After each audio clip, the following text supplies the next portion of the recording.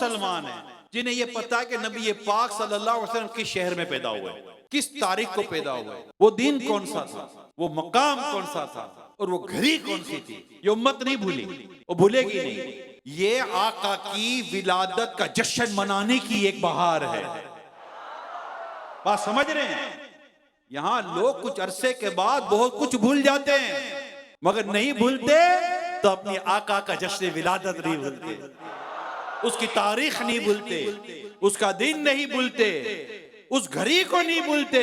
जिस सुहानी घड़ी चमचाता आका चाँद उस दिन अफरोज़ो साअत पे लाखों सलाम।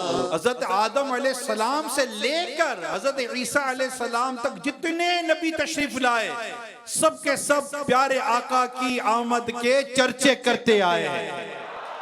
सब तुम्हारी ही खबर थे, सब तुम्हारी ही खबर थे।